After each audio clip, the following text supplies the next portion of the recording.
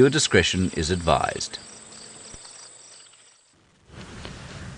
These warthogs seem to be enjoying the sun today. Hopefully our luck will continue. And this is Safari Live. Ready.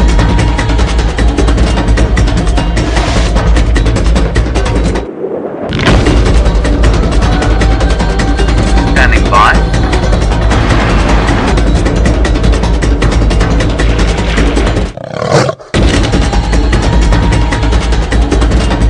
Five, four, three, two, one. You are live. You are live.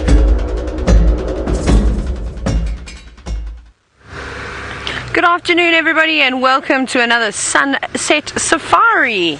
Just trying to get myself in a good spot to have a look at these warthogs. But it is a beautiful afternoon out here. My name is Taylor, and on camera with me today is Senzo. And this is an interactive safari. It's happening right now in the Sabi Vultures in the heart of South Africa. Now remember, you can ask questions, hashtag Safari Live on Twitter. But shall we take a closer look at some of these warthogs? There's an entire family of them just out this afternoon, grazing on the plains of quarantine. Not quite the vast plains like you get in the Serengeti, or perhaps where we're able to even go and drive in the Masai Mara.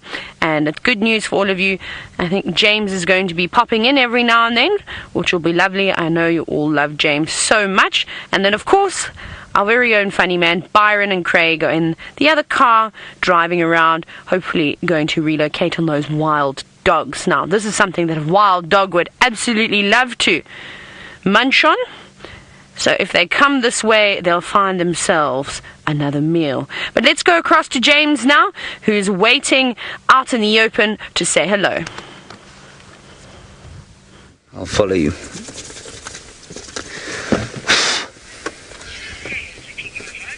Hello everybody, welcome to the Masai Mara, as they say, and well, I don't know where they say it like that. We're sitting here with a number of vultures and storks, all of them feeding on the hapless carcass of a zebra that has not survived the migration season. My name is James Henry. Bring the camera over here. Bring the camera over here, Manu. There we go, well done. My name is James Henry, as I was saying. Manu was on camera. There we go. There's Manu's, bejeweled thumb. How we can go back to the vultures. And you can talk to us, of course, using the hashtag Safari Live. And then we also must tell you that you can talk to us on the YouTube chat if you would like to. And then you can also, we do go live on Facebook, you can talk to us on any of those comment sections on any of the pages that we broadcast to. We'd love to hear from you. Any questions or comments would be wonderful. Now, what happened here is we think that the zebra was injured by a crocodile and then managed to escape from the water. Came over here and obviously dropped dead at some stage. Has not been discovered by a quadrupedal predator, so no lion or hyena has found it. There are lions quite close by. We'll go and have a look at them very shortly. There are some herds of wildebeest sort of toing and froing through this area, not quite as thickly on this area as they were yesterday. We're round about where we saw Scarface, the big male lion, yesterday. He is around here, and he's still with that pride, so I'm going to go and see how hungry they are in a little while.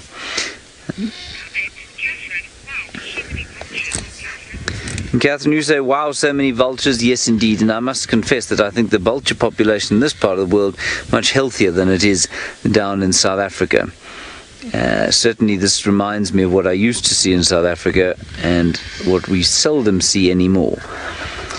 The one thing that you won't see in South Africa, of course, is the collection of Ruppel's griffon vultures, which are the sort of mottled ones. They've got mottled backs and beautiful sort of honey yellow beaks. So there you can see the mottled ones in amongst the white backs, and the white backs, of course, are the more common normally, and certainly the most common there in South Africa. Alright, we're going to go and see if we can find the lions, see if they're hungry, and see if they're going to be worth sitting with for the rest of the night. If not, then we'll move on from there. But while we do that, I believe Byron, the beefcake of the South, wishes to say hello to you.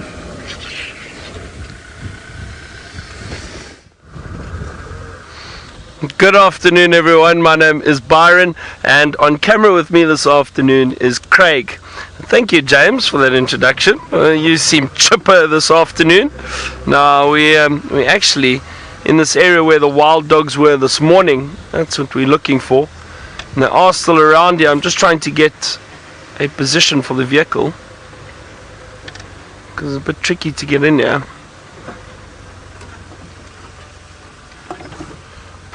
Well hidden. It was exciting to find them this morning. They ran into onto our side, and luckily for us they hung around, so they're still here enjoying the shade. There we go, there's one over there. There's a few around here.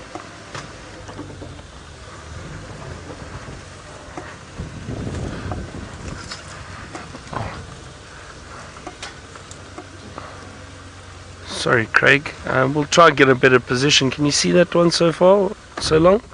Just trying to see where the others are.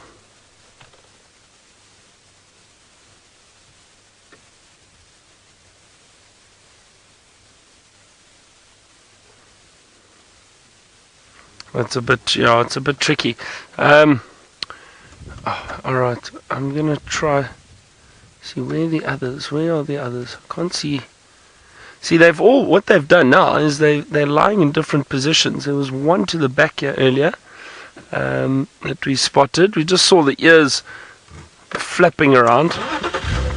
Luckily for us, just as we thought, it started to warm up, and these wild dogs decided to lie down in the shade and rest.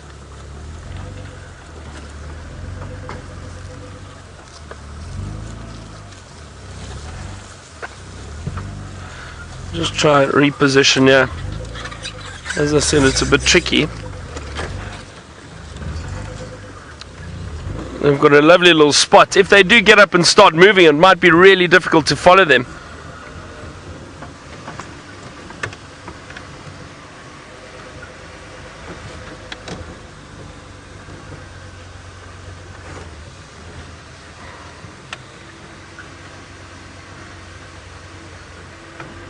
Norm, you asked when will the animals go into the burnt out areas. Well, Norm, as soon as we start getting a little bit of rain, you'll start getting some green grass shoots popping up, and then you'll probably find a lot of herbivores going into those areas.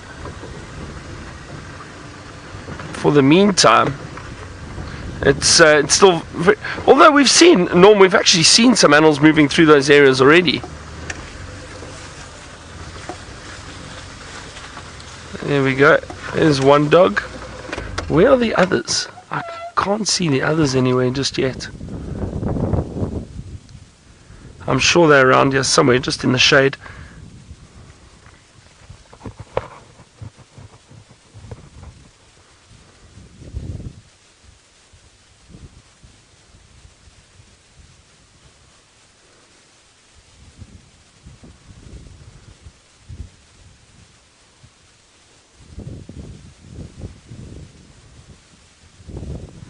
I think the others are through the back there somewhere.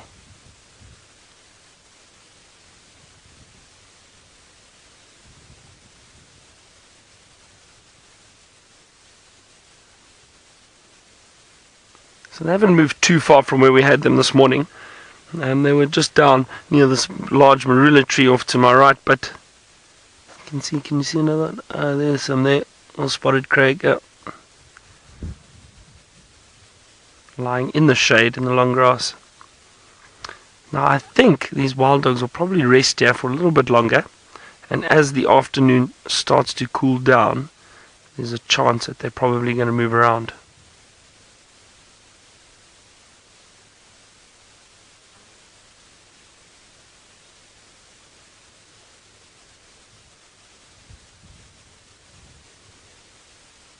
We had a wonderful morning at Elephant.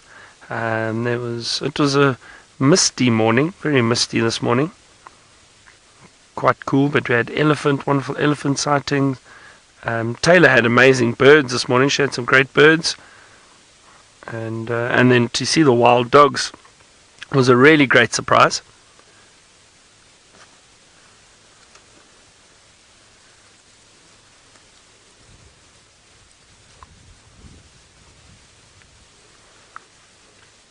Now, I don't think these dogs are going to do much just yet. So I wonder if perhaps it's not worth us driving around, seeing if we can't find something else, doing a few loops and checking different areas, and then coming back in about half an hour or so, maybe an hour, and then hopefully we get some activity from them.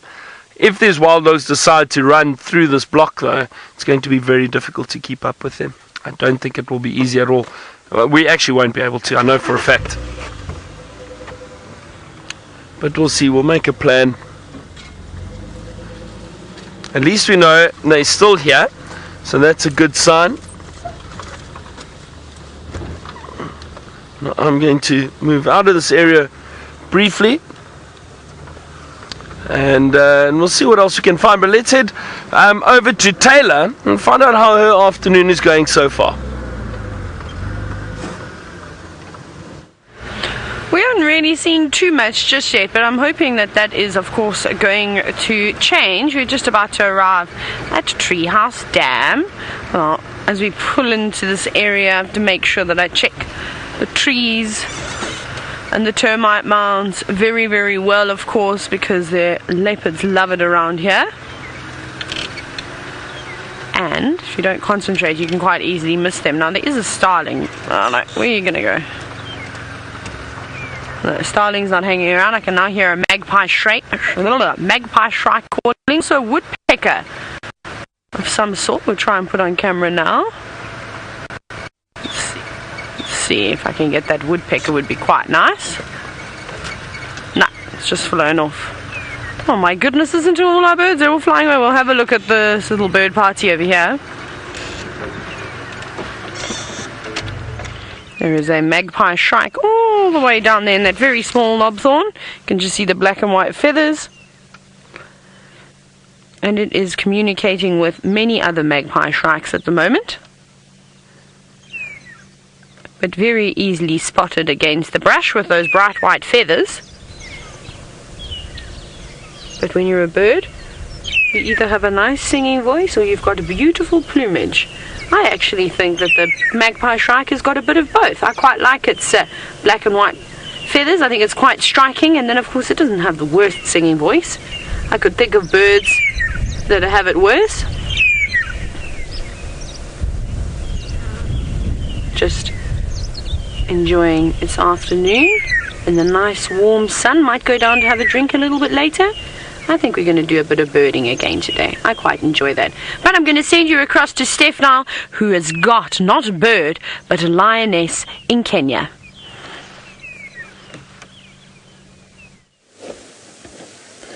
All right, hello everybody. I'm speaking to you. My name is Steph, and I'm coming to you from the River Cam Command, all the way here at Mara Camp, right up on top of the mountain here at Agama.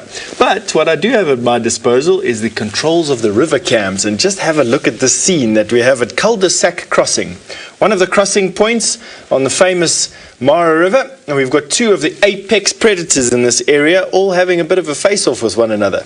The Nile crocodile and of course the African lion are two of the top predators in their environments, very similar to how a killer whale and a polar bear would be, or a tiger and a crocodile, for that matter of fact, in India, or a killer whale and a great white shark. So apex or top predators can share the same niche, and they can share the same environment, albeit they look a bit out of sorts when they are sharing this contact zone. Now, the contact zone is the Mara River. The Mara River is relatively close, and I would imagine that these lions came down for a drink and then found this crocodile sunning itself on the beach. Now, of course, there is all types of action happening on these crossing cameras. So why don't we go and have a look at Dusty Crossing, where an elephant has just decided to join us. This is a bull elephant, another one of these apex creatures, or in this particular sense, a keystone creature. In other words, something that is so beneficial to the environment that without it, the environment would actually fall to pieces. This is a male elephant. It's not often that we see elephants on these crossing cameras this closely. For some reason, they tend to enjoy their water at times of the day when we are not manning these cameras. Isn't that just a fantastic view of this huge bull elephant on the banks of the famous Mara River, some hippo in the top just off to the left of center? Now, I know this is a male elephant from this particular angle because of the slope of his forehead. Female elephants generally have a very sharp angle pointing towards us. So if you had to put your fingers together in sort of a steepled manner and then turn them 90 degrees, you'll notice that that is basically the angle of a female's head. Whereas if you curl your fist into a semicircle or half circle, that is a male elephant's forehead, and you can see his forehead there. Also, the male elephant's tusks are usually pointed forward, whereas a female elephant's tusks are pointed down. Generally speaking, that's not always the case, but it's just generally speaking. And also, female tusks are a little bit more slender and a bit more delicate than what male's tusks are, who use their tusks for fighting, of course, and that is why they are a little bit more forward pointing and robust. Now, this particular bull elephant is leaking some fluid from a gland just behind his eye. And you notice, for those of you who've seen a lot of elephant, that that gland is swollen. That gland can swell up to about 3 times its normal size. It's called the preorbital gland. And that happens when an elephant bull is in a condition called must, which is a heightening of the testosterone levels that a bull elephant makes, roughly up to 70% more than what they would be normally. And this creates this causes all the glands in a bull elephant's body to super secrete, and also makes them super unpredictable and angry, but it also makes them super arduous, I should say. Is that the word? Is that the word I'm looking for when a bull elephant can't think of anything else except for eating, drinking, and looking for some ladies. Female elephant, on the other hand, are super attracted to the smell that a bull elephant produces. Of course, one of the glands that goes into hyperdrive is the prostate gland, and in particular, elephants will leak a fluid onto their back legs from their prostate gland that stains their legs white. You can sometimes see it. This elephant's had a bath, so it may not be prevalent there, but you can just see that sort of staining down the back legs. That is there you can just see the dark marks on the inside of the legs. There we go. That's from that secretion from the prostate gland, and that has a very distinctive smell. That elephants, or female elephants at least, can't resist, and they are much more attracted to bull elephants in these states. Now watch, this guy's going to push our camera over. Let's see what he does. This is the first time on one of these Mara cameras that a bull elephant has actually been this close. We've never had an elephant this close before, and we don't quite know how these animals are going to react to these cameras. They're of course as silent as we can make them. They're battery operated, and they don't have any big solar panels. We painted them camouflaged colors and hidden them in these bushes. This elephant basically didn't even bat an eyelid. He's now walking on these pathways next to the river. These are hippo pathways normally, and he's looking for the grass that other animals haven't touched because of it. Isn't this just fantastic? Might give us a good chance now from the back to see that secretion between his legs, but it doesn't look like this condition called must can last up to 100 days in an elephant per year. And they will go into must anywhere from their 30s all the way until they sort of stopped from doing that in their 50s. Isn't this just fantastic? Wow.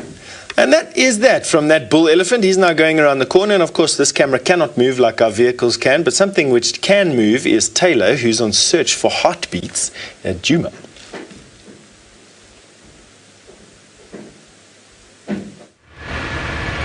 That we are indeed, Steph, and hopefully we're going to find some animals and not have too much of a quiet safari again.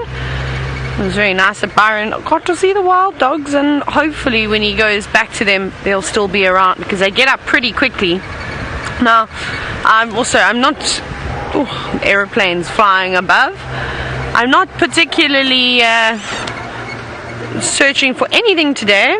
I'm actually just checking to see if I can see any tracks that have appeared that weren't seen this morning, but it doesn't look like it. Let's quickly deciding what to do now. Let's go on to Gari Main. Let's go to Gari Main. Let's have a look there.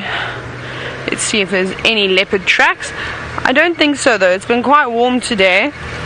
think everything, like we saw with wild dogs, probably had a bit of a snooze during the day.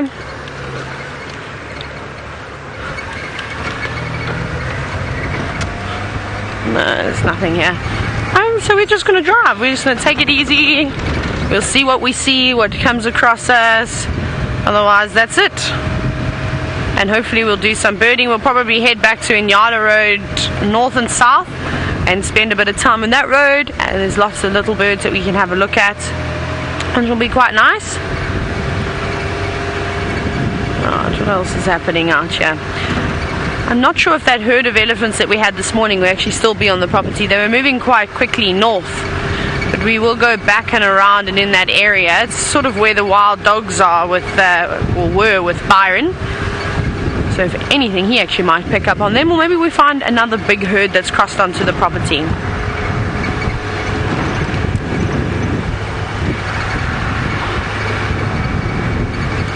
Get down to Twin Dams and see what's down there. There's some nice muddy areas, so maybe we're going to get some animals wallowing in the mud today. That's the only good thing that we've had from the small amount of rain, is that it has churned up all those dried up mud wallows, which the animals will really enjoy now. But we'll keep carrying on and hopefully searching for birds and mammals. I'll send you across to James to see what other big cats he'll be able to find.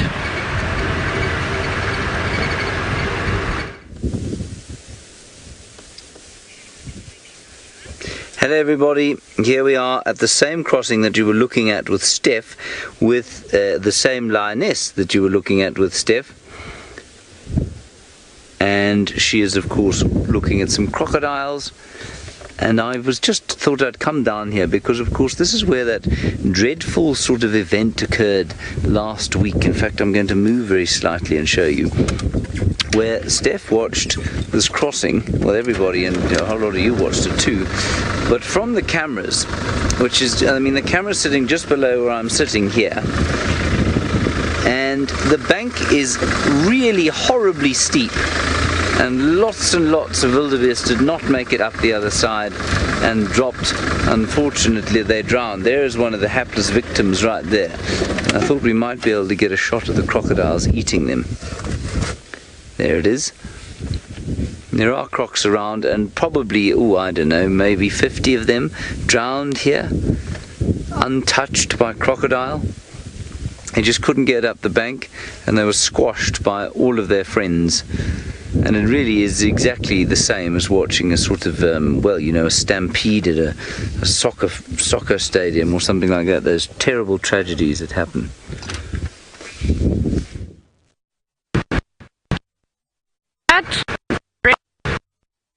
About on a day like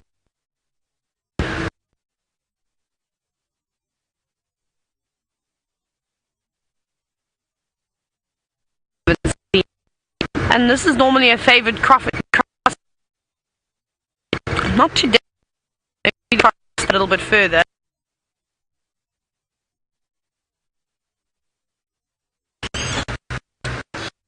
Well, there are a couple like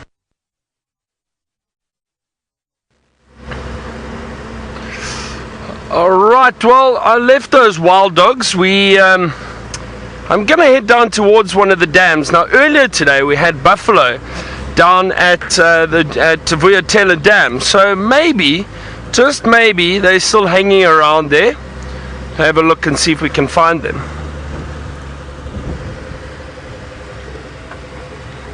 And then probably in about half an hour or so we'll head back to that position where those wild dogs were, and maybe we get some activity from them.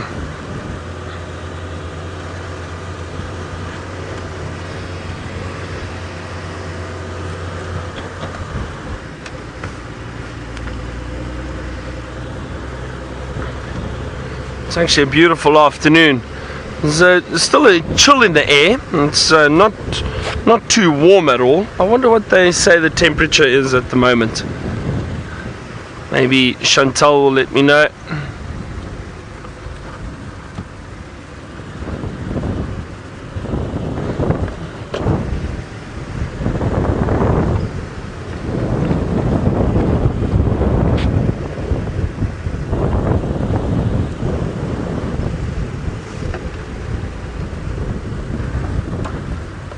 So let's see. I wonder if whereabout those buffalo would have gone. Maybe just off feeding, but in the meantime, here's some kudu hiding in the thicket. Well, not quite thicket, I suppose, just browsing. And some of the bush willows over here, it appears there's two. The youngster, I wonder if there aren't more, perhaps, around here.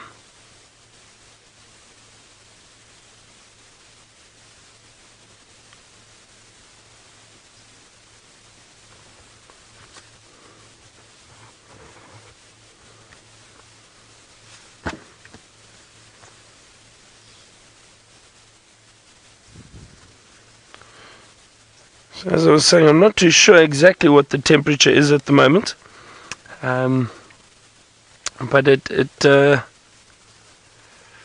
so about 24 degrees Celsius and 74 degrees Fahrenheit. So it is, it's warm-ish, but I don't know. There's still a chill in the wind. I'm not sure if a cold front is approaching or if it's just because of that bit of rain that we had yesterday.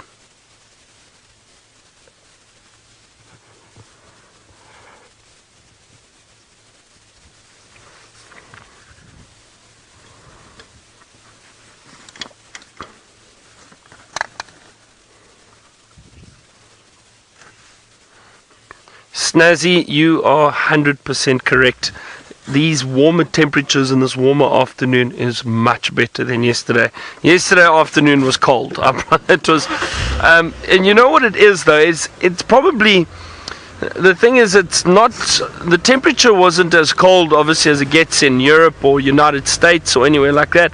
But the thing is, with the combination of the rain and the cold wind, and because we were out for quite a long time, it just sets in and it starts chilling you to the bone, and then you stay cold, you don't get warm. So it was very, very cold last night or yesterday afternoon, or maybe we're just soft, perhaps that's it.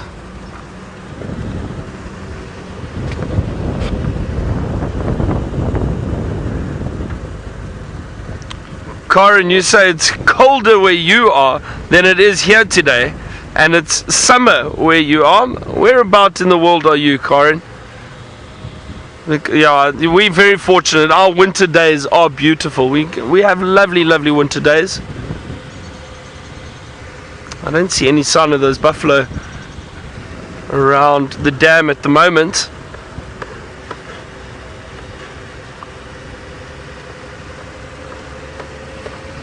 A friend of mine who lives in Canada, she was saying that her summer days are often colder than what we have in our winter around here. Can you see a scops owl anywhere?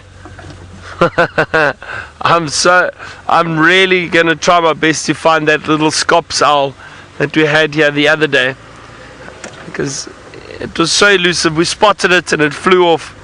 I was so upset. So it's a mission of mine to find that little scops owl. There's a nice group of Impala.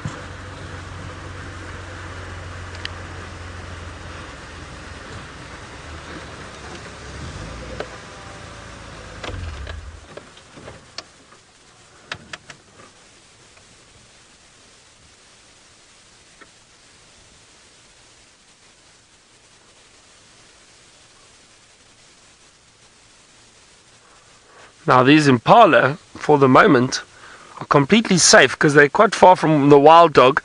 But if I was the wild dog, I'd be clever and I'd start heading towards the clearings a little bit later. Now, the wild dog will run through thickets and I'll flush Impala and that out. But I say they should head towards the clearings, because there are a lot of Impala in these areas.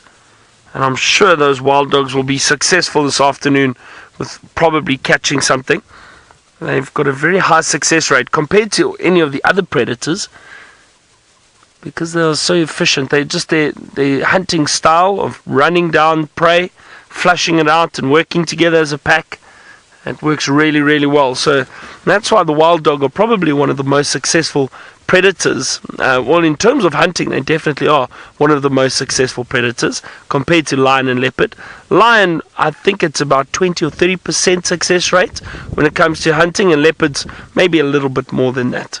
So for those animals to think they need to try and hunt probably between 8 or 10 times before they're actually successful, maybe a little bit less than that, I suppose. It all depends, but it depends on the abundance of wildlife. Last year, for example, the Nkuhuma Pride were incredibly successful. They were hunting buffalo, and they were hunting at least 2 buffalo a day, which is amazing. But it's because the buffalo were very, very ill and very weak because of the drought. So it all depends on the time of year, what prey is around, the abundance of wildlife. But the wild dogs are just very efficient.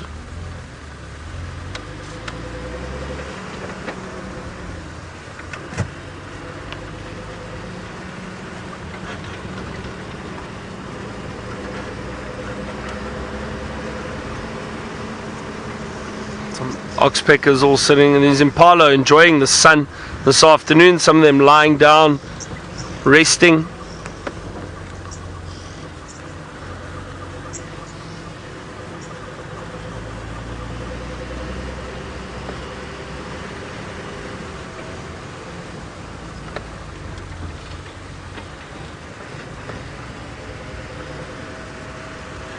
Oh wow, so it looks like the whole team's out in the Mara this afternoon. We've got Steph, we've got James, and we've got Scott, who's apparently got some cheetah.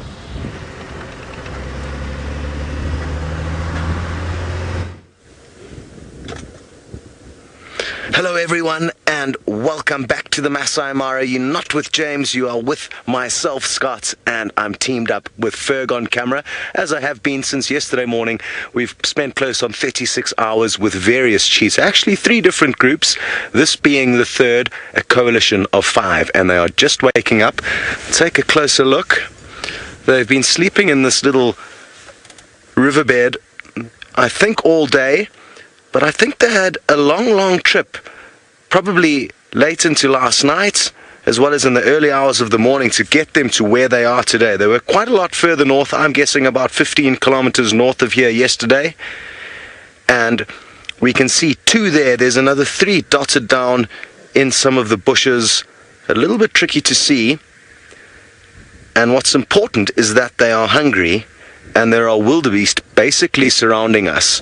Within a few hundred meters, in just about all directions of where these cheetah are currently positioned, are multiple wildebeest, and wildebeest seem to be their favorite prey.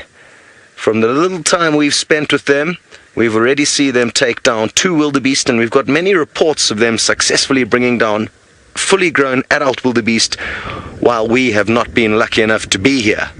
That could well change this afternoon. We could see an epic Mara showdown, cheetah versus fully grown wildebeest. The last one they caught and killed took about half an hour to dispatch, so let me forewarn you that it may be a lengthy and dangerous procedure for the cheetah, and of course for the wildebeest. And good to see them doing some grooming of one another. It would be wonderful to know exactly the relationships between these 5 cheetah, I almost said brothers. I'm sure a lot of them are brothers, possibly 3 or 4 of them are brothers. But judging from their size, I think 2 are quite a lot smaller, or 3 are quite a lot smaller than the other 2. And it's not uncommon for males from different families to join up, as long as, I'm told, it's before they're about 20 months to 24 months of age. Then bigger, older males will accept young males. Hello to Sinak. You'd like to know if I've seen another Mara showdown, and that is cheetah versus lion. And no, I've never seen that, not anywhere. Cheetah will generally flee from lion as soon as they get wind that they're there. They will not stand up to them. A cheetah is an incredibly thin, slender and chic animal, as opposed to the lion's rugged brawn, which is far bigger and stronger. And on average, your average lioness will probably weigh about 2 to 3 times what a cheetah weighs. So there's no real match between lion and cheetah. And let's hope that that's something we never have to bear witness to. I would hate to see any predator attacking another one. Ooh, what have you seen? There are also some wildebeest, another herd down to our left. Fergus showed you one further to our right. So there's options on both sides. We're kind of looking out in the direction now of where James is. All you'd have to do is cross the Mara River, which is a gauntlet of course, and head somewhere in just around those hills that you're looking over. That's where James is doing his business.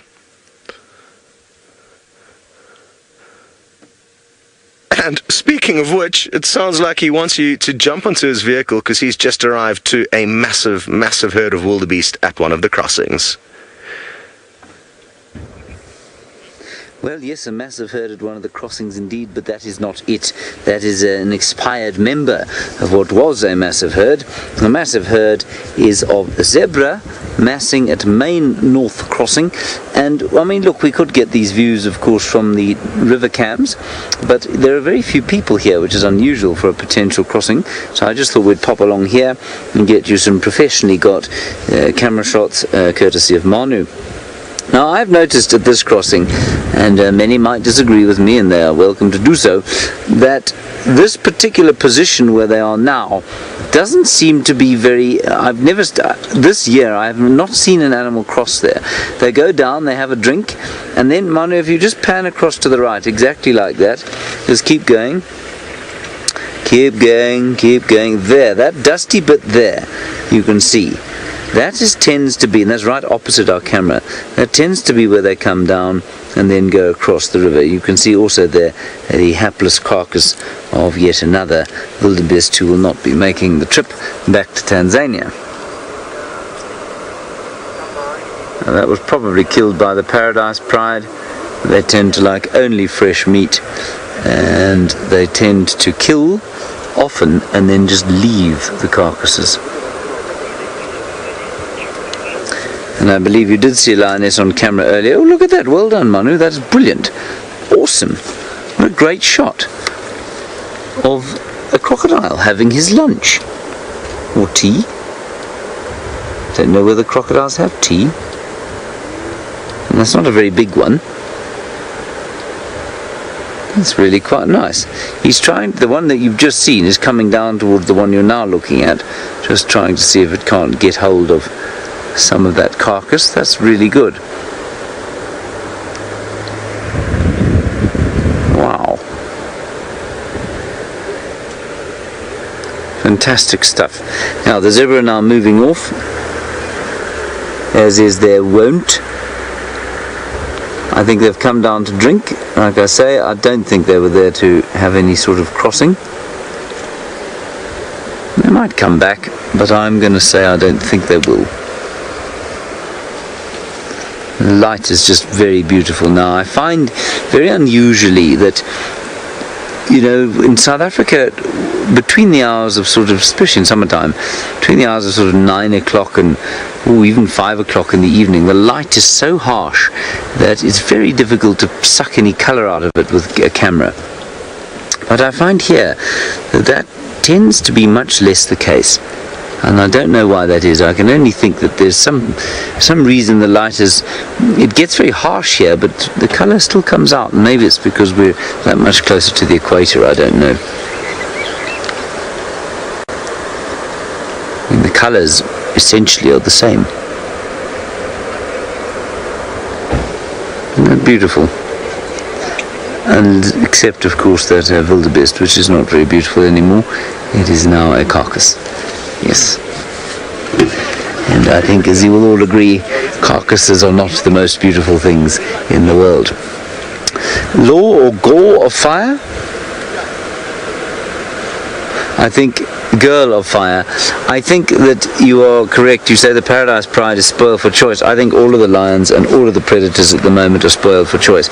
And we've waffled on and on about how difficult the Paradise Pride, not the Paradise Pride, all of the prides, and the Agama Pride especially has during the off-season when there are no migration herds here, and how do they survive, and they've got these 13 cubs to feed, and things, times must be so tough. I think it's rubbish. I actually think that it's just easier now. I think this is a real bonus time of the year. I think it's so short that it makes, well, I mean, let's say 2 or 3 months. It's short, it gives them a real bonus, but there's so much left here by the time that the herds leave that even though, yes, the Paradise Pride and the Agama Pride and the Magoro Pride and all the prides around these migration herds have an absolute boon time this time of the year, I think you'll find that when the herds are not here, I don't think they do too badly. Lots of hippos sitting in amongst the water there. Then, Manu, you see that carcass there? It seems to be moving up and down. See where I'm pointing? That's the one. I thought maybe there was a crocodile there, or perhaps a couple of catfish trying to eat it. Ellie, I'm afraid I missed your question. I'm going to ask for it again.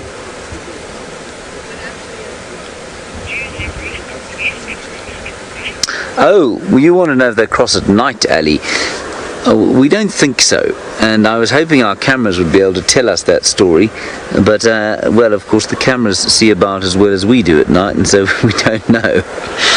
But I tell you why I don't think they do. Not because I think they get nervous at night. All animals get nervous at night because they can't see properly. It's the same reason that you get nervous at night.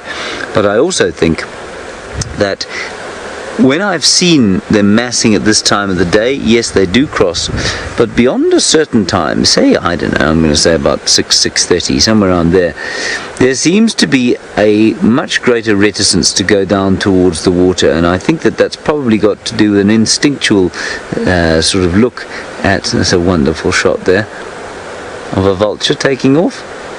Beautiful white-backed vulture, lovely, Manu, well done. I think the instinctual thing is that in darkness, of course, the predators come out, and so they huddle together and they don't want to be in the water, and at dusk, of course, that's the time that they start to get up and hunt. So no, I'm going to say no, I don't think they do cross at night. Has a crossing ever happened at night? I'm almost certain of it. Is it common? No, it is not. Well, does it ever look like they might think about crossing the river? I don't know where that particular piece of the river would actually come out. I don't think they're going to cross, but I might be wrong. We will, of course, train the main north camera on this lot, and then we can see later on if they actually bother to go in and across. I'm just going to show you one more thing here, and that is an enormous crocodile, Manu, way the other side there. You see down there? That's one of those really big chaps. To the left, sit well done. To the left, there we are. Isn't that amazing? That animal is probably about 800 kilograms or so, which is about 1,800 pounds, and I would say about 4.5 meters in length.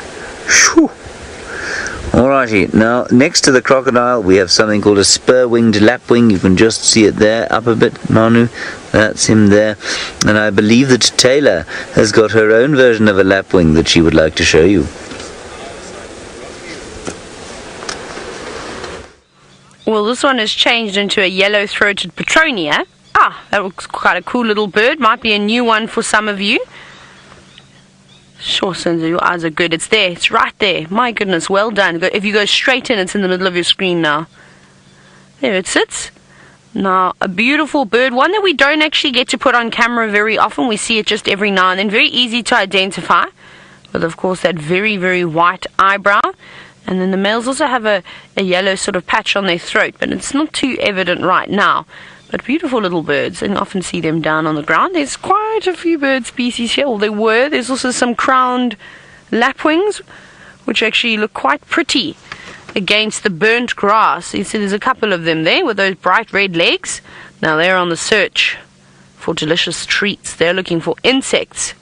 And some of the things that they prefer to eat is actually termites. And especially in the cities, they feed a lot on termites and ants. However, they'll eat a bit of everything, all sorts of invertebrate little beetles. When it rains, they sometimes eat termites. They will eat millipedes, grasshoppers, butterflies if they can catch them. And they're pretty quick too. So they don't fly around and catch their food, they run and are actively feeding. How amazing is that? Now there's one thing that I very quickly wanted to show you is look at all the nice green grass, all that's just developing down here. We'll be very quick, I promise. Look at those little sprigs starting to grow. I'm sure you're all very excited to see that, so hopefully we'll see the animals coming through. Now I told you, the grass doesn't need much rain at all, but the cheetahs seem to be waking up in Kenya. Let's go to Scott and maybe we get to watch them chase down some prey.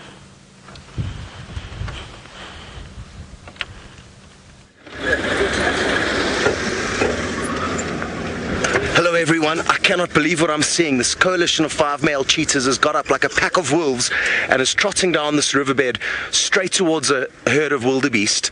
I think they heard one young wildebeest calling out its distress call. Just scan into those trees there, Ferg. I've lost sight of them, but I'm fairly sure they're in those thickets now. And they literally got up from a standstill and were moving like a pack of wolves towards these wildebeest.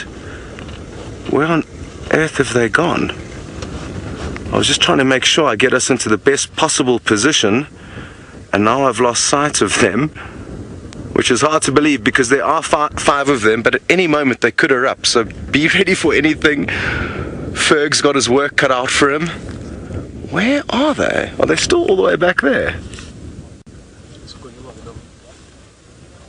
Okay, Ferg, can you see at about 2 o'clock there's a green bush on the opposite bank just to the right of that we'll see their heads in the foreground.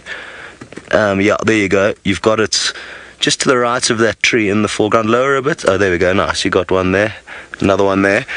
So they've stopped now, but they were literally trotting towards this herd, and I think it's fairly well, at least I'm fairly certain it's because, sorry guys, I'm so excited I can barely talk.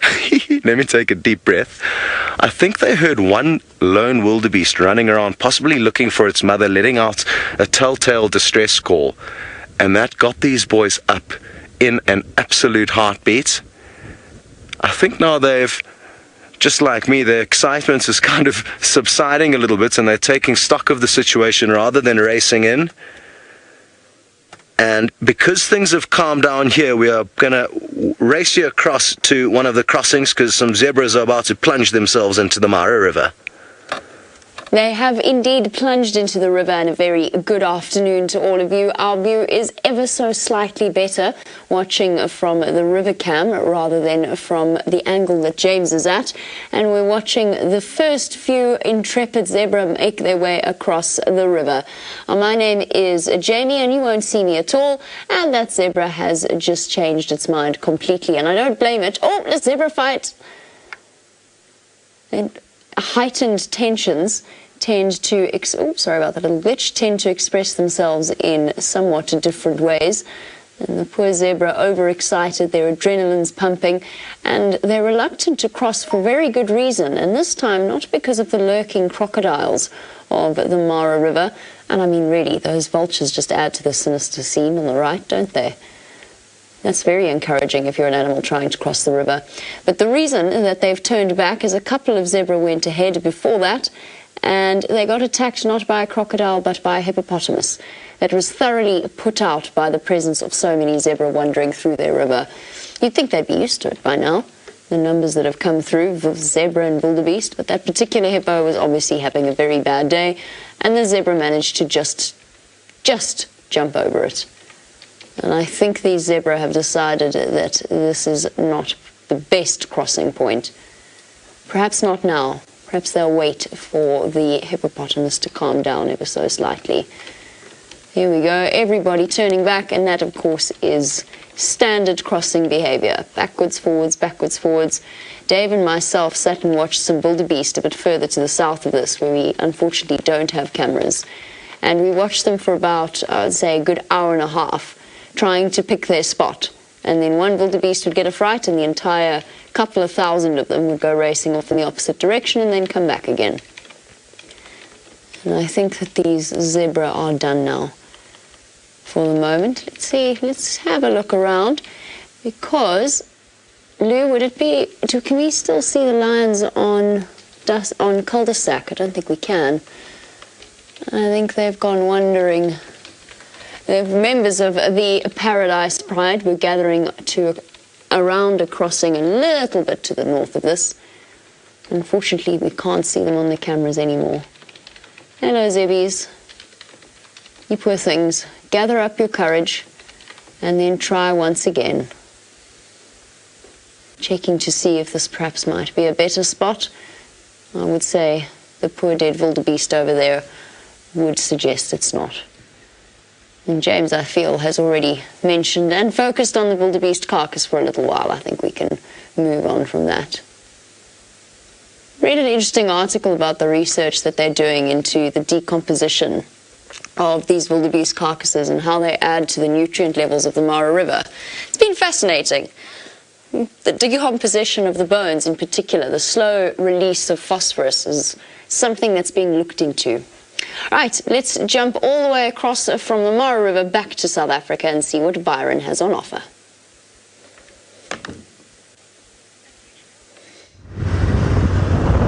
Well, thank you, Jamie. Jamie's also out, so everyone's out this afternoon. That's exciting. It sounds like, of course, the Mara is delivering as always with the migration. There's a lot going on. And wonderful to see all those wildebeest and zebra trying to cross the rivers, and those huge crocodiles. It must be phenomenal to see. Now,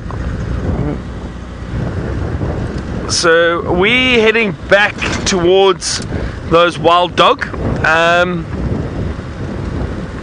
They're still in the same place, but you know, it's very difficult to judge when they're going to get up and when they're going to move, because it is cool this afternoon. It's not that warm, and the thing is that the wild dogs, once they decide to get up and start moving, then they go. They don't really hang around or walk slowly, put it that way. They'll run and trot around.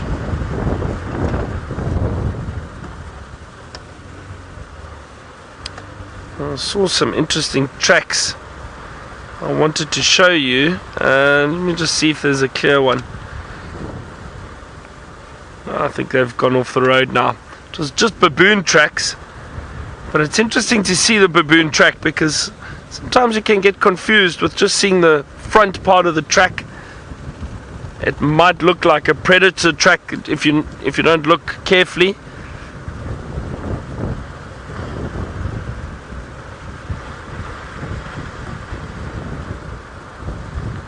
No, I think they headed off the road.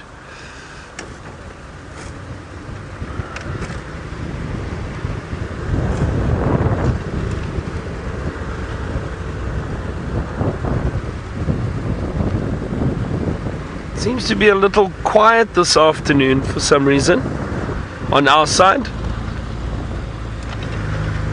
Just not seeing that many animals just yet, but also we've taken a different approach.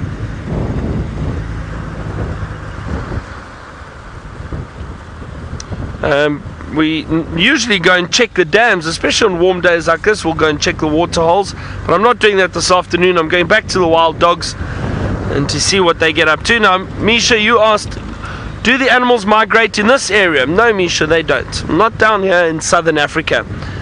Many years ago, there was probably 100, 150 years ago, there were migratory patterns with animals moving through parts of South Africa. But obviously with established game reserves being set up, there's no need for these animals to move around as much. Not necessarily here like they do in the Mara. So we don't see migrations. We don't see the animals moving. You might get seasonal movements within the parks, within the national parks. Some areas might just be more abundant with wildlife in the winter. Areas like the rivers, because there's a lot of vegetation around there. But for the most part, we don't see migration as such.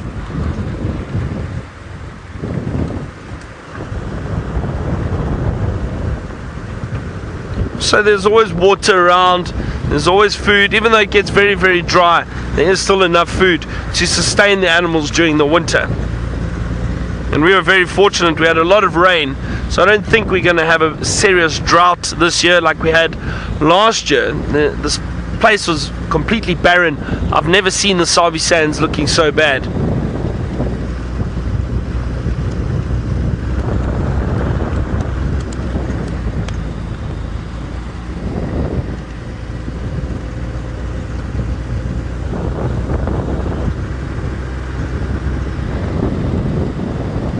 So yesterday afternoon it was cold and rainy, but we did get to see the Nkuhuma pride, which was wonderful. I haven't seen them for quite some time, so it was really great to see the pride. They're looking good, they're looking healthy, and there were 2 males with them, 2 males from the Birmingham coalition. Always nice to see those lions, and those males were looking very good too.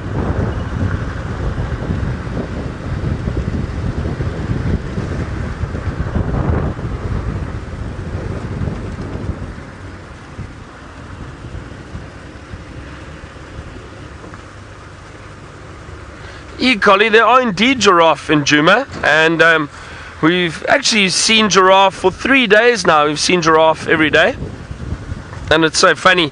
You're right, I would say there are always giraffe around, we just don't see them that often. It depends on the time of year, how much food is available for them. But the last 3 days we've seen giraffe, which has been great, and I saw giraffe this morning, but it was while we were on our way to the wild dog, so I didn't hang around to show everyone. We tried to get to the wild dog as quickly as possible, but there were giraffe on the clearings just above camp.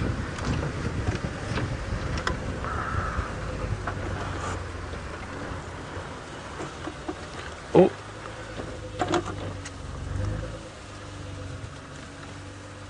see that little, oh no, just a little Cokie Franklin that disappeared through the long grass. Oh, there's there's a whole bunch here. Stay there, don't move, don't. Okay, they're obviously not listening to me. There's still one just off to my right. Please stay, please stay. Have a look here. This looks like a young one.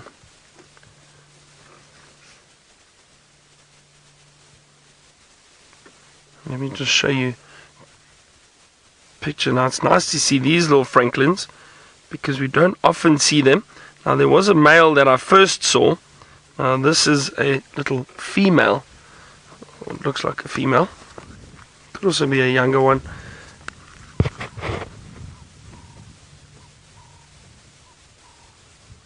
Definitely the female. Now that's really nice. We don't often see the Cokie Franklins. We hear them a lot, but they are very secretive little Franklin. And I saw the male. There was a male. He was the first one I saw, but he ran through the grass very, very quickly. And I'll show you the difference between the male and the females. So you had a nice view of that female at least. So that's the female again. And just you can see, just to show you, is that the white markings around the throat and the head, and a bit of that barring under the belly. You see that? Let me show you the male quickly. There we go, that's a nice picture of the male. Barring down the front, but you see that rufous brown head. There we go. That's alright. Now the male was here, but he's disappeared through that grass, and they're so well camouflaged, very difficult to see them. But it's nice to see male and female. Sometimes we hear the males and we see the males standing on top of a termite mound and busy calling, but it's nice to see the females with them, the Cokie Franklin. So that's nice. Some of you might not have seen that yet. You can add that to your bird list.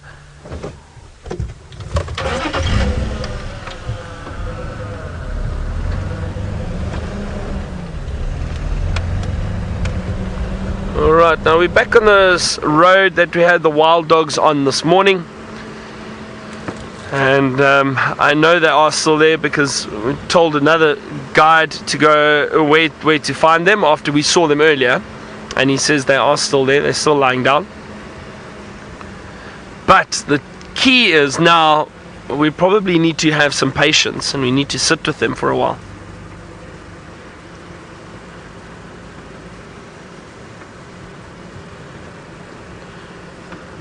Stacy, good afternoon.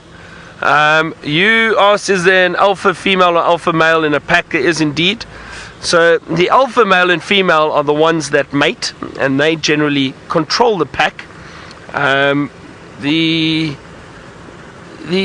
alpha female really gets looked after by the rest of the pack. So when she is denning, and I'm not sure about this pack at the moment if they are denning, I would assume they are. They den in winter.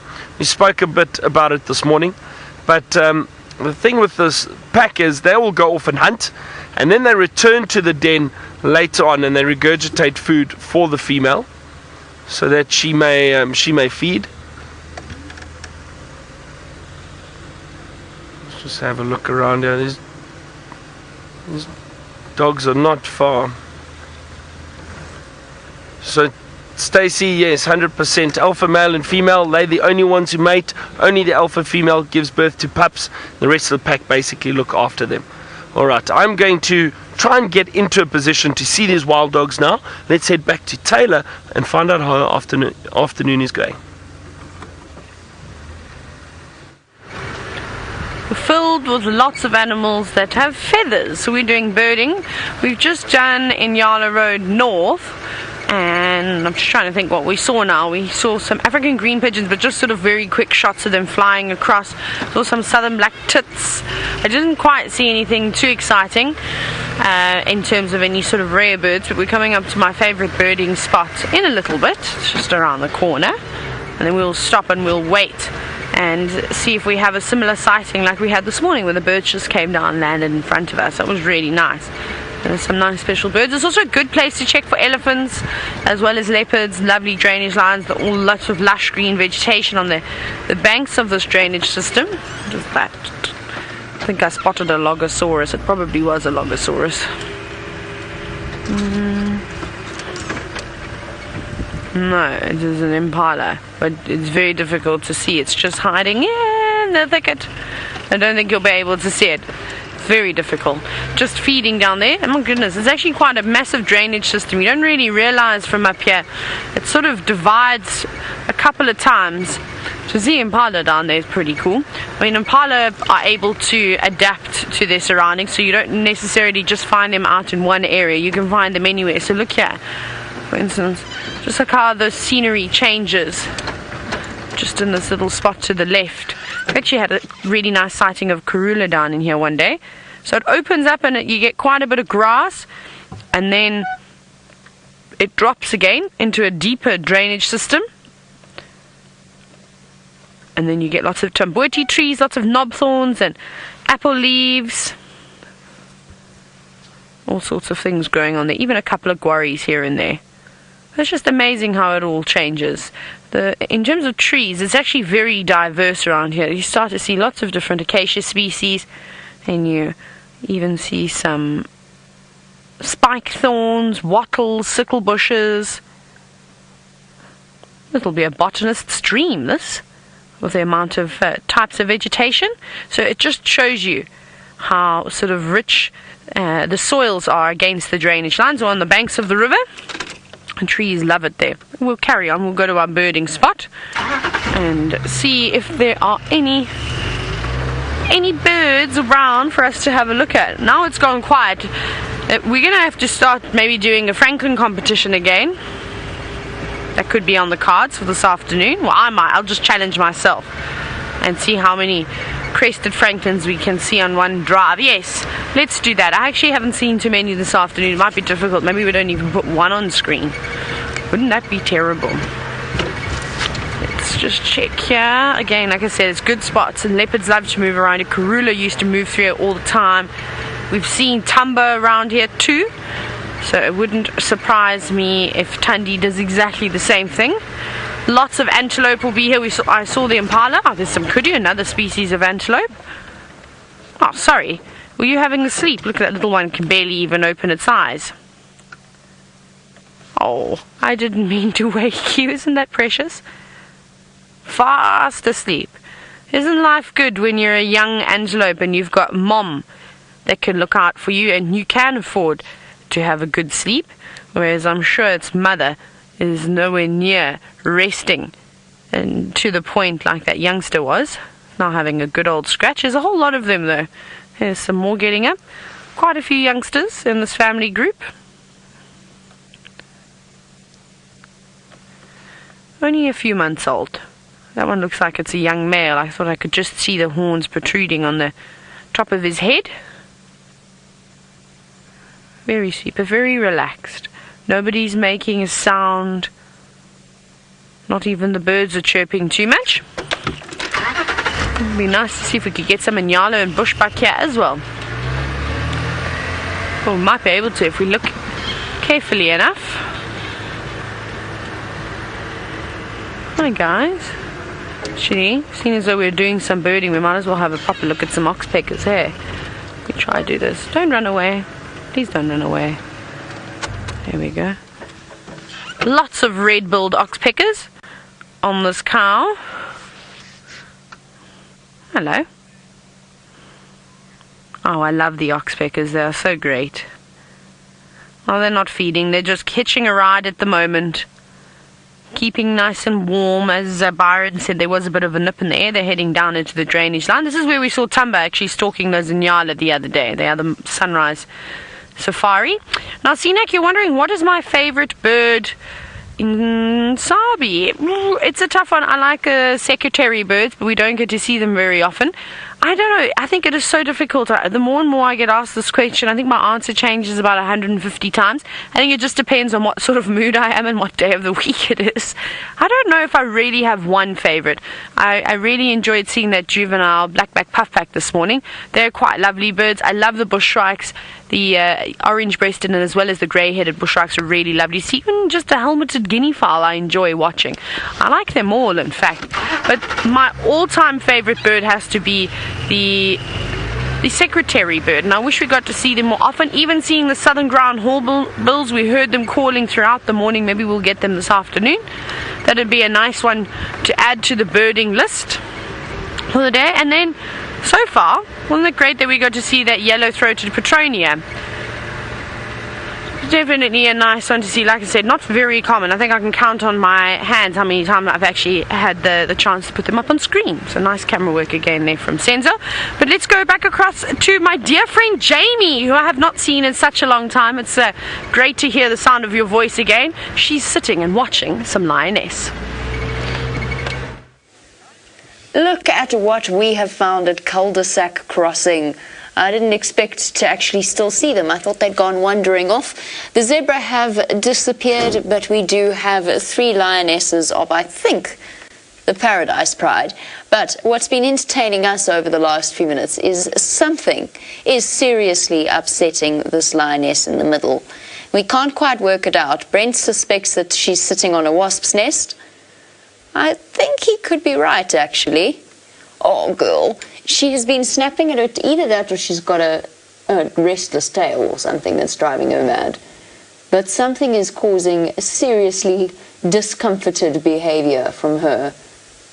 And of course now I mentioned it, she stopped because, no, she's still thrashing her tail. Initially when she was first up, she was actually biting and snapping at the air around her. So I think a beehive or a wasp hive is not a bad idea. Well, not a bad suggestion, although I suspect at this point she probably would have moved, or you'd think she would have anyway. What do you think, girl? You can see how well these lions conceal themselves in these croton thickets around the crossing. So if we have a look, just to give you a little bit of context. Oh, where'd number 3 go? Oh, snapping at something again.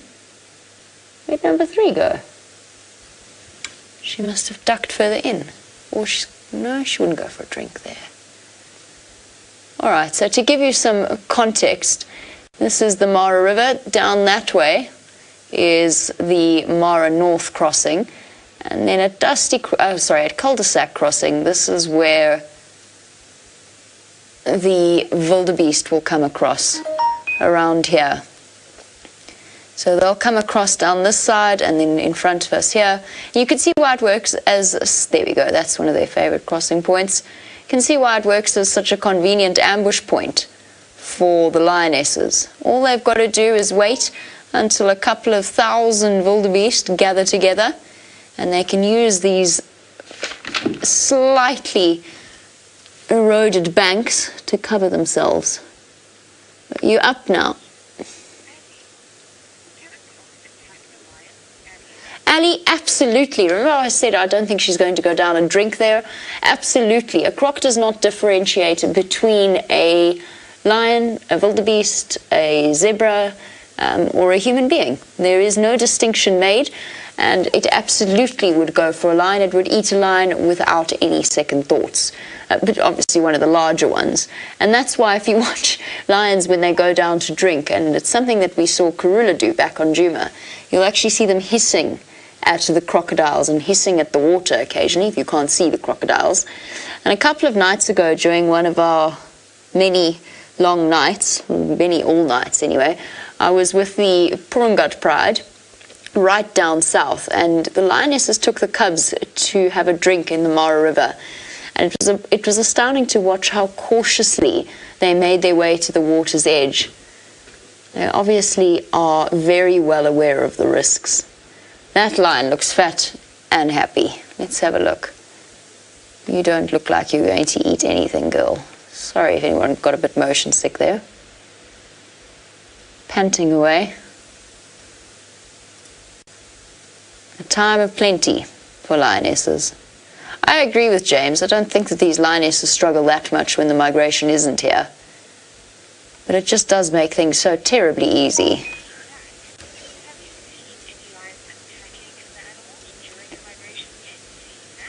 Our CNAC, would like to know if we've seen any animals attacking, or any predators attacking the animals during the migration. Lots and lots. I mean, we've seen many a crocodile take down during the river crossings. We've seen lionesses catch the wildebeest while they're dashing away from the crocodiles. We've seen lionesses catch zebra from the balloon. Through our many long evenings, we've seen Scots had countless cheetah hunts with them tracking down and catching baby wildebeest and even adult wildebeest, and many a wildebeest lion hunt, which is always an interesting situation to experience in the pitch black, because you've got to try and figure out where to put yourself so that you actually get them, because the mad panic as the wildebeest dash off makes it very difficult to actually figure out exactly what's a lioness and what's a wildebeest. But we have. The migration has been the height of action. Aaron? You would like to know what my favorite part of the migration is. Aaron, the odd occasion where you are able to nap, if you find yourself sitting next to full lions, it's sort of 1 o'clock in the morning. My favorite part is the meh, meh, meh, meh. And then the occasional change in tempo as a male wildebeest gets it into his head that a female might potentially be interested in him and proceeds to chase her. So that's been one of my favorites, I would say. The noise. While our cat seems to be prevented from sleeping by her tail, let's go back to Byron, who's got some dogs who aren't so troubled.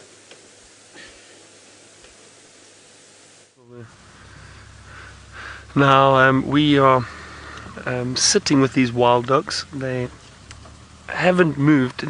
They dotted around here at the moment, but it's almost impossible to see them. There's one.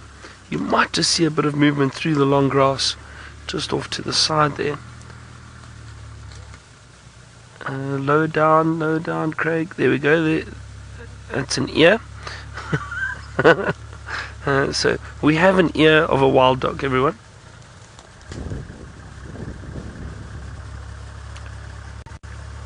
And like I said, the others dotted around here, but it's not easy to see. It's obviously very well camouflaged.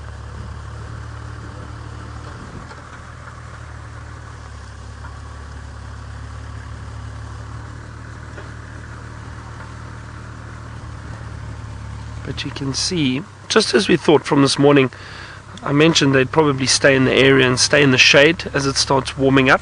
And that's exactly what they've done. But as it starts cooling down, chances are these wild dogs will probably get up and start moving.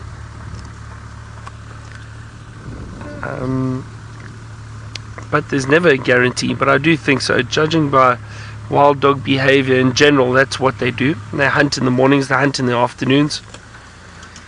I just saw... Oh look, there's some just behind the log. Just off. Are you on it? There we go.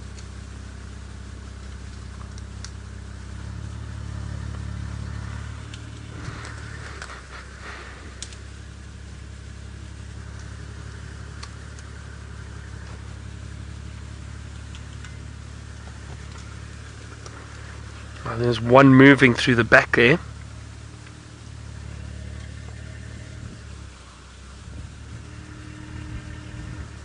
Pisces, Bobby, you say wild dogs have such beautiful coats. They do indeed. They do. That's why they are referred to as African painted dogs. Because of these beautiful coats, black, white and brown.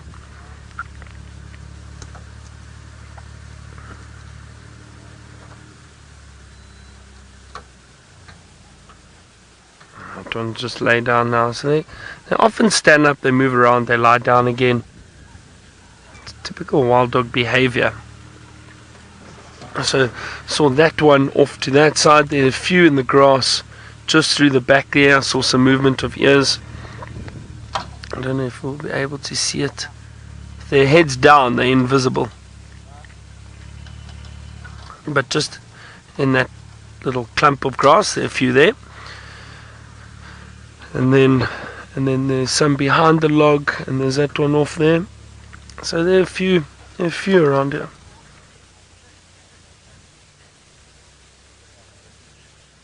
Wendy, you asked if there've ever been wild dog attacks on humans. Now, Wendy, I've never heard of an incident of wild dogs attacking people. I'm just trying to think now, and I've been in a situation with wild dogs running past me and not too phased by me being on foot at all. They do have a look at you, make no mistake, and they are curious, but generally they just come have a look, sniff, and then carry on. And they know that we're not or we're not prey for them, and I think as long as you don't threaten them, run towards them or anything, then they generally just steer clear, basically.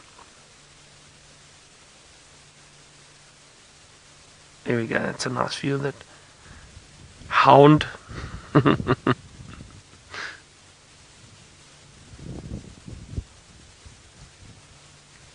So Wendy, I've never heard of an incident of people and wild dogs, but again, always be careful. They are wild animals. I would not get out and try to pet them.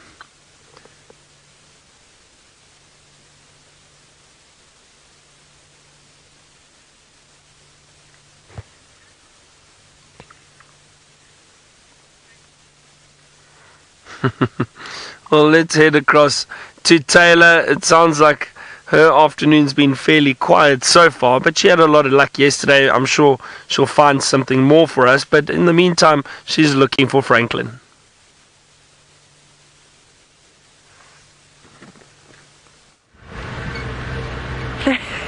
We are looking for Franklins, Byron. Can you believe we have not seen one crested Franklin? I might lose at my own challenge today. I feel like that is going to be a real possibility. I just want to check in the jackalberry tree on Gari cut lines, make sure that there's no leopards laying about here. Should we go in and inspect? Seeing as though Tundi and Tumba were here the other day, I don't want to miss any kitty cats that could be around here. It's a nice spot. It's a very, very nice spot. Nice and shady. Big horizontal branches to stretch out on. So very comfortable. 5 out of 5 for comfort. And what do you think? About 6 out of 5 for shade. And safety, pretty good rating too. It's a nice spot here, but no leopards sadly. Maybe next time. But we'll keep on searching. Let's try and find our first crested Franklin. I didn't think it was going to be this difficult, to be honest. I didn't think that was ever going to be a problem. Right, so we're just going up Gari cut line. I don't know where we're going to go from here. I've been around past Buffelshoek Dam. and there obviously wasn't much around. Then there was our one hippo who was fast asleep. He didn't even open his eyes as we drove past. We might go back there a little bit later. Otherwise, I think we're going to head towards Chitwa Dam at some point too. So from here, now let's start planning our route. Perhaps we'll do Mvubu Road. We'll go all the way around, do Mvubu Road, come back, go back over the dam wall, or go past Gallego Pan, and then start heading straight south so that we can get towards Chitwa Dam just before sunset. That's the best time to go over there.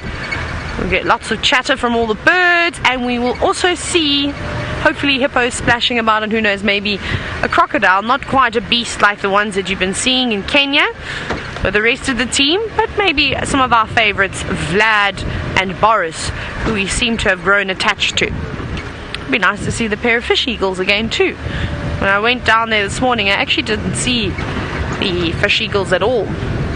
They were absent. Must have been resting somewhere else. Oh, what else have we got? I haven't really heard much on the radio either. There's a lion sighting by the sounds of it, but not here on Vultures. I don't know which pride it is. I can only assume the Torchwood pride. They did say female with cubs, and I know the Torchwood pride has also got youngsters. Maybe the Nkuhuma back across from the west. That would be nice, don't you think? It would be a very nice surprise to have them pop over a little bit later. So maybe once we've done Chitwa Dam,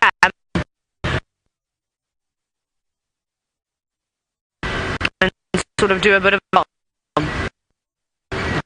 maybe catch. Right.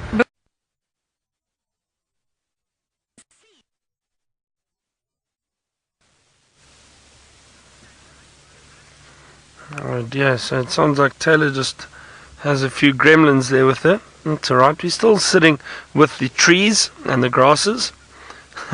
We can't see the wild dogs at the moment, they're all well hidden. But I know that it does pay off to be patient with wild dog. So we'll see, because there are a few people that obviously would like to see them, but I think we've got some time to sit here. I just want to put a jacket on. It's actually cooling down a bit.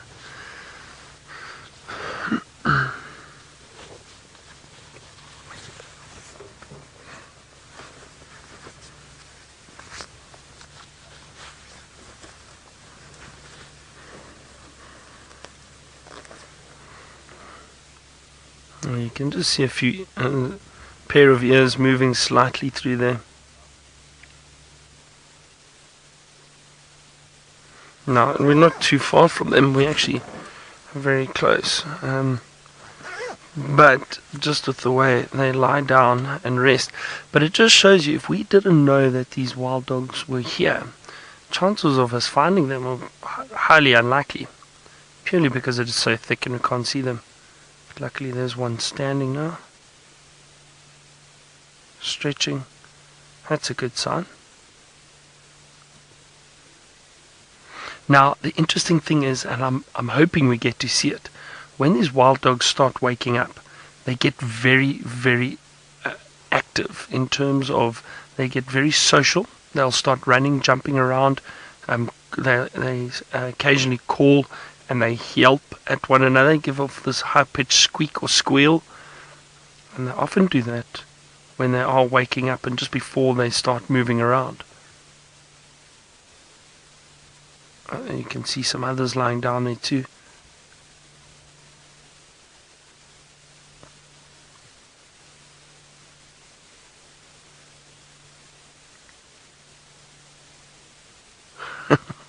Scratching its back.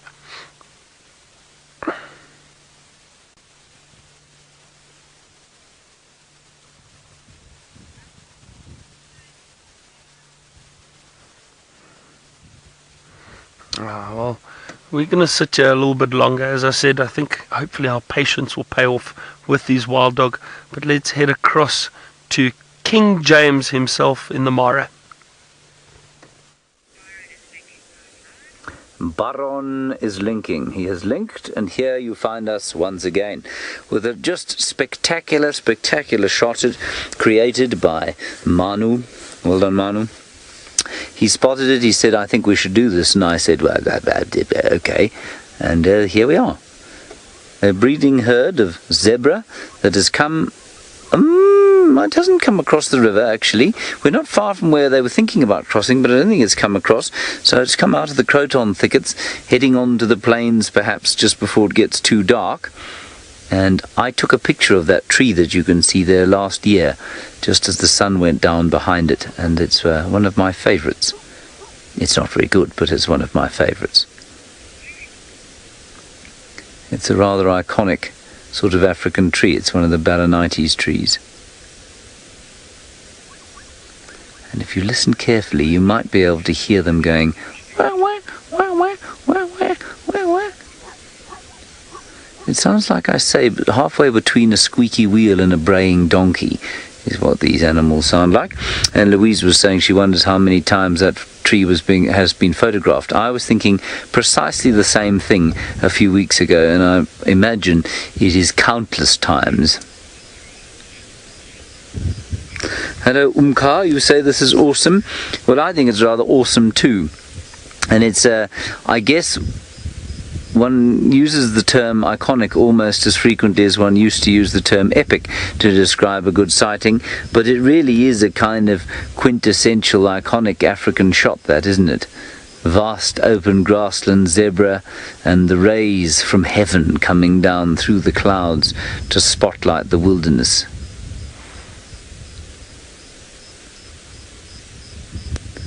Very lovely indeed. And again, I think it's probably something to do with the fact that we're close to the equator. I don't know this for sure. But the fact that we get those rays just about all the day, you know, it's not only at night. We know obviously get them in South Africa at night time or close to the evening. But round about now, I suppose we're getting into the evening, but you'll find these things going seemingly for much longer than they would, or from much earlier than they would at higher latitudes, I found.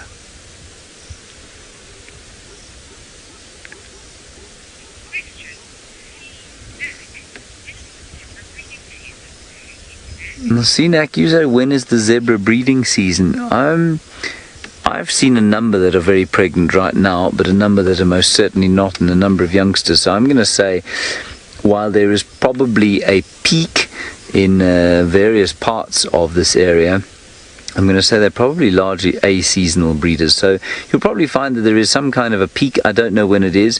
You know, we've just come to the end of the long rains now, so perhaps it's a few months ago. But perhaps also there's a slight peak during the, you know, at the same time that the wildebeest are breeding down the southern plains.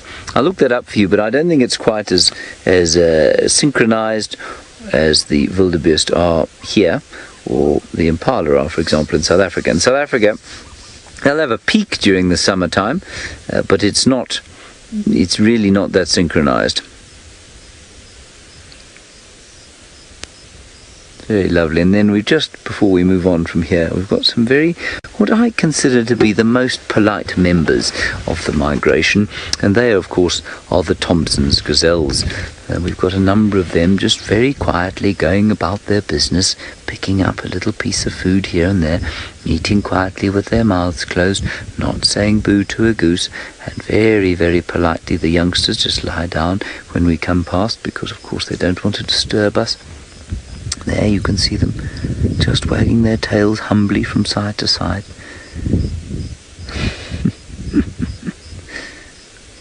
It just always strikes me that they are the gentlest members of the migration. The zebra's very brash, and they're braying and yakking away at each other all the time. The zebra, as we know, the gnus are gnooing non-stop, and these chaps, they don't say anything. They just very gently get on with their lives. Alrighty, we're going to go under those rays, see if we can re-find our lions, and then probably settle in until they get up. While we do that, I believe that Taylor, look at that thing shouting there. That thing is shouting and telling you that Taylor is about to arrive at apparently That's the water.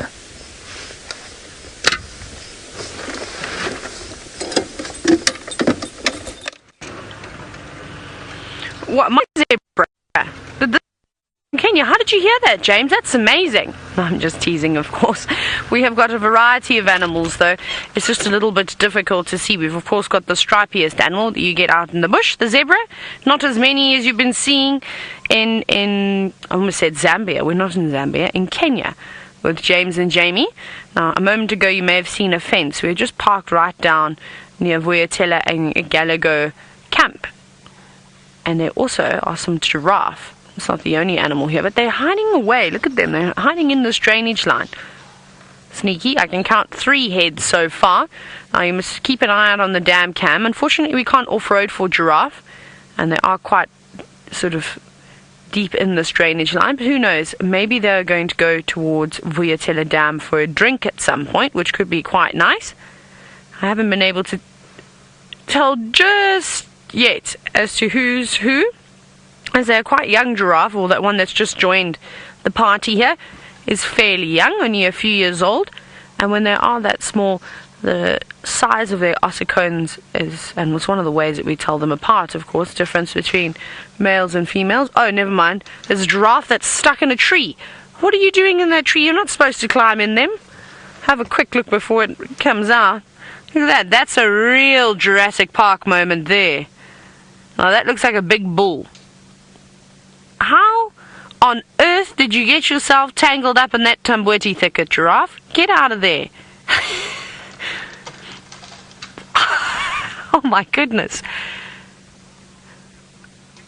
Oh wow, look at that. He got himself stuck in the tree, but as you can see, not quite an elephant, but they can also push down trees. I think that branch was quite sort of rotten. Hello, big fella. Wasn't that amazing to see him push through there? The brontosaurus of the modern day.